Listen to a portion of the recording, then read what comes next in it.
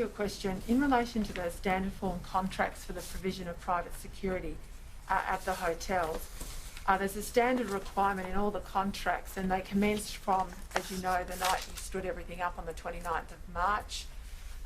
The decision obviously was taken on the Friday, or the National Cabinet decision was taken. You announced it in your press conference at 3 o'clock.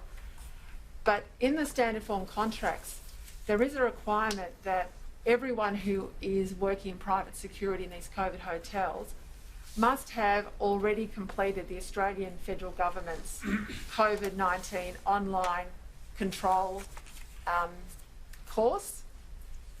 And even before National Cabinet broke, as I said, just after 1 o'clock, one of the companies that eventually got a contract worth $30 million called Unified Security was given a heads up because it demanded its staff on Friday the 27th of March at 12:36 that they all had to comply, do the federal government course, and that they must do it by 2:30 p.m, at which time we know was when the Prime Minister was announcing that there would be hotel quarantine. Now, the mere fact that this company who got a $30 million contract is saying at 12:36 on the Friday to its employees, before National Cabinet had even broken up, that this course must be done, that is a requirement that was in the term of all of your state government contracts, and that the only people privy to the decision of National Cabinet, which had yet to broken up,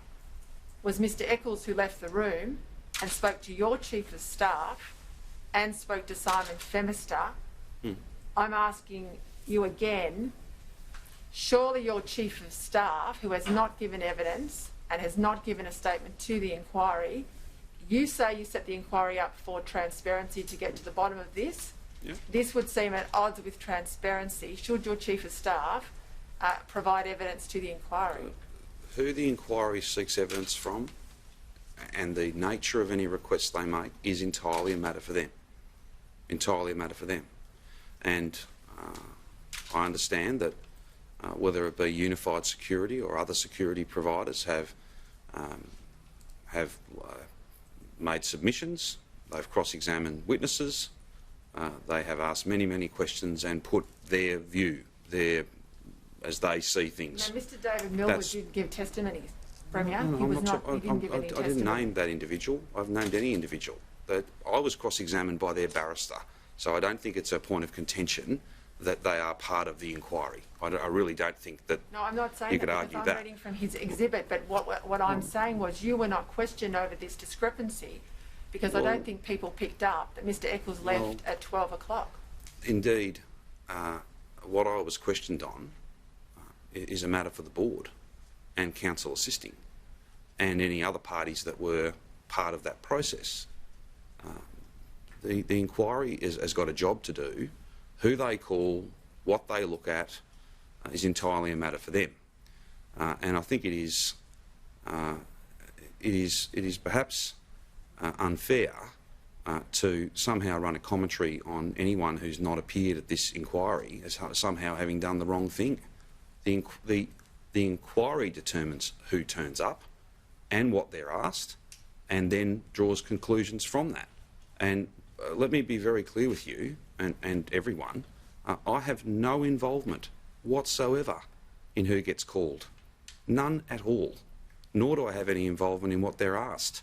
Nor do I have any involvement, or anyone in the government have any involvement in the submissions that were led by council assisting. A lengthy process and a very, very important one. You set the inquiry up. You determined its terms of reference. I'm pleased to. You determined that it was established as a board of inquiry as opposed to a royal commission with far greater powers than it has.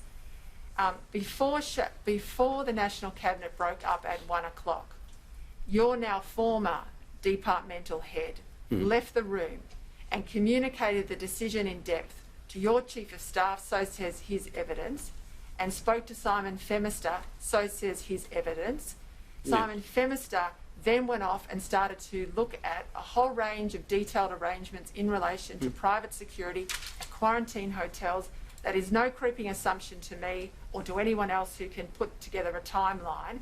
And we now know that when the meeting broke up at 1:11, Very quickly there was a message from Graham Ashton asking, are VicPol involved in this? And we now know a call that's led to the resignation of your departmental chief at 1:17 after a 1:16 incoming text to Eccles. Yes. Mr Eccles calls back Mr Ashton and says it's all okay because he went around, as you know, in subsequent texts to the AFP, Well, no. saying See, that there is a special deal. No. Let's be very clear. I don't know what was said on that call. We don't know what was said on that call. You can offer a theory, you can offer a construction of events. I'm offering a but what I'd say, with the greatest of respect, police chief's what I would say, messages. yes, and with the greatest of respect, it is not for me, and therefore I won't be trying to draw conclusions from that. There's a process that's been set up to make exactly those judgments. And many others. What instructions did you give Mr Eccles before he left the room? Because in his evidence, and you were not asked about this, in Mr Eccles' evidence, he says, I had a conversation with the Premier in National Cabinet before I left the room at 12 o'clock, and that was not pursued. He's sitting beside me in the National Cabinet. Correct, and he said he had a conversation with you prior to leaving at 12 noon when he spoke to your Chief of Staff, and we don't know what that substance was about. And we know that he spoke to Mr Femister because Mr Eccles and Mr Femister have given evidence. And we now know from all the material led to the inquiry that there was work done immediately on private security, and you yourself announced it at 3:15 that same day. No. What did you say to Mr Eccles as you left the room? No such announcement was made at 3:15 that day. Yes, there was. No. In your transcript, you mentioned private security. Yes, and your press release, you mentioned private security. And you have, I'm sorry to say, not mentioned the very next sentence in that press conference. The transcript, the video of which is very clear, where I indicated that these matters had not been settled, and I would not be able to make announcements as to the structure of the program until they had been settled. That is a rather important omission in your construction of events. If I can conclude, it was settled at the 4 o'clock meeting that went on which is somewhat if it were or weren't, is a matter for the board to determine, not for me. I'm not advancing theories on those matters. I was asked about it and I've answered absolutely accurately. But I suppose you can't quite have it both ways. That I said something at 3:15, but it didn't happen till 4. Like, what I'm saying to you is that if you read on to literally the very next breath in the press conference that I gave, I made it abundantly clear that I could not make announcements about these very matters because they had not been settled. What's more, if I can say, these matters are not settled by me nor my Chief of Staff. These are operational matters, and they are not only as a function of custom and practice, but in many respects a function of statutory responsibilities.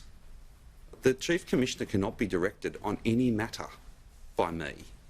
The Emergency Management Commissioner cannot be directed, other than in very limited circumstances and inconveniently for this construction, by me. I am not his minister.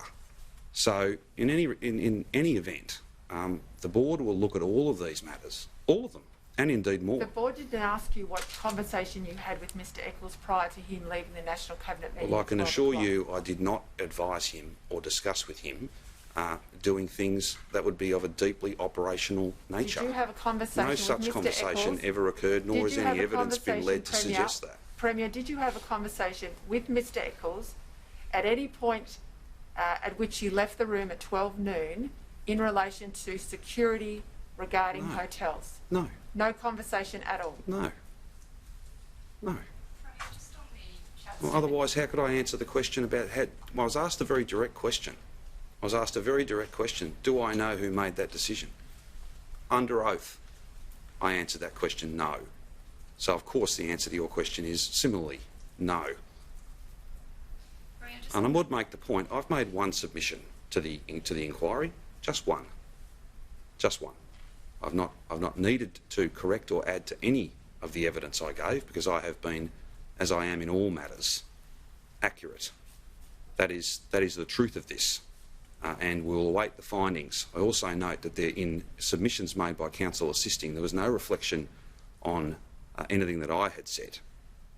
In any event, we all must wait, as frustrating as that might be, we all must wait until early November when we receive the report of the board. Just on those